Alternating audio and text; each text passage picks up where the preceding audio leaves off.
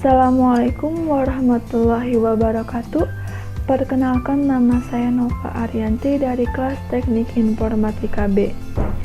Di sini saya akan mengimplementasikan sebuah struktur array pada program aplikasi kasir saya.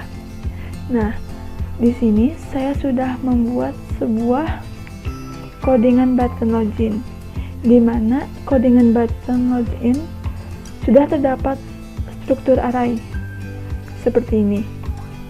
Nah, apakah kalian tahu apa itu array? Array adalah sebuah variabel khusus yang memiliki beberapa nilai. Nama variabelnya hanya satu, tetapi nilainya bisa banyak. Ini karena variabel tersebut memiliki indeks. Nah, indeks juga bisa berupa angka atau berupa teks. Nah, di sini saya menggunakan tipe data string dan satu variabel dan beberapa nilai. Yang dimaksudkan tadi mempunyai satu variabel dan beberapa nilai adalah seperti ini. Saya menggunakan satu variabel dan beberapa nilai. Contohnya, dan mempunyai tipe data string karena saya menggunakan teks. Di sini nilainya adalah teks. Nah, kenapa saya memakai array pada button login di sini? Karena ketika kita akan login pada program, di sini saya memiliki 3 user dan 3 password. Jadi tidak hanya satu user saja, tetapi di sini saya memakai sekaligus 3 user dan 3 password. Jadi bisa dipakai satu-satu. Kita contohkan dulu.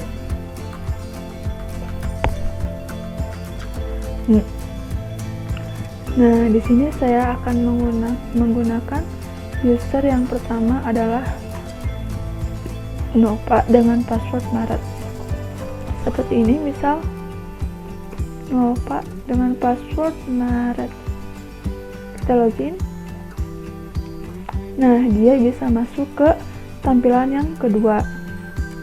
Selanjutnya kita coba dengan user yang kedua. Kita coba dengan user kedua, yaitu Rian dengan password Yuni. Kita login. Nah, dia masuk ke tampilan kedua, sama seperti kita coba yang user ketiga juga.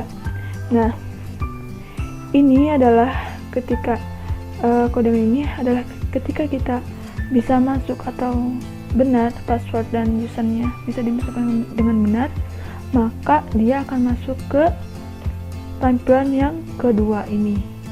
Dan jika dia gagal atau kita memasukkan password atau user yang salah, maka dia akan memunculkan incorrect login or password. Kita contohkan dulu. Misal kalau kita memasukkan password atau user yang salah, misal namanya kecil Nova, di sini kan seharusnya n itu gede, tapi ini saya dibuat kecil saja. Misal, nah, dia akan memunculkan sebuah pesan dialog incorrect login or password. Seperti itu.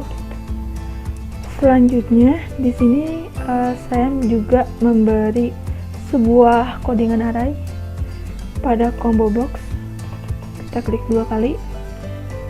Nah, di sini saya membuat array satu dimensi dengan tipe data string dan variabel data dan sebuah indeks nilai, beberapa nilai.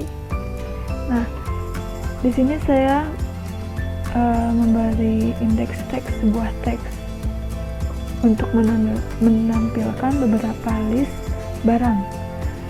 Di sini ini adalah codingan untuk masuk ke sebuah combo boxnya, model combo boxnya, memanggil nama variabel dari combo box tadi.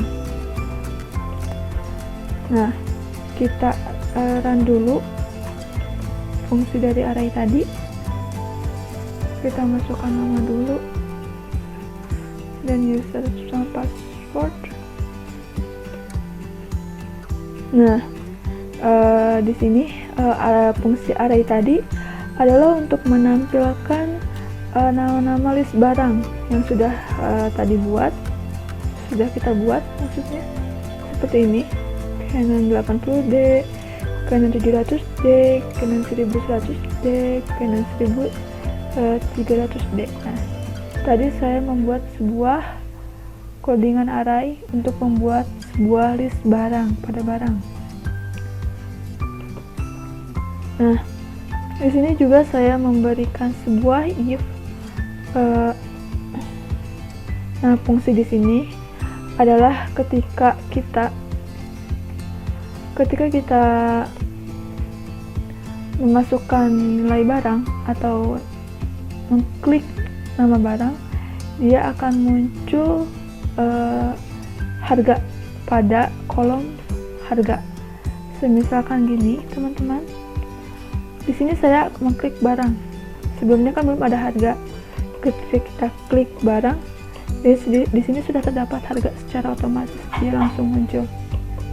Variabel ini adalah ketika kita memanggil sebuah nilai pada kolom harga atau expert harga ini. Nah, dan yang terakhir adalah saya membuat struktur array, codingan array pada data table. Di sini saya menggunakan tipe data string dan variabel baris dan beberapa indeks nilai berupa teks seperti kode bayar, nama pelanggan, nama barang, harga, quantity, total, jumlah bayar, kembalian, dan tanggal. Nah, saya memberikan struktur array atau codingan array di sini adalah untuk membuat header kolom. Nah, seperti ini. Nah, saya membuat sebuah header kolom menggunakan array. Di sana ada kode bayar, nama panggilan, nama pelanggan, nama barang, harga, quantity, dan seterusnya.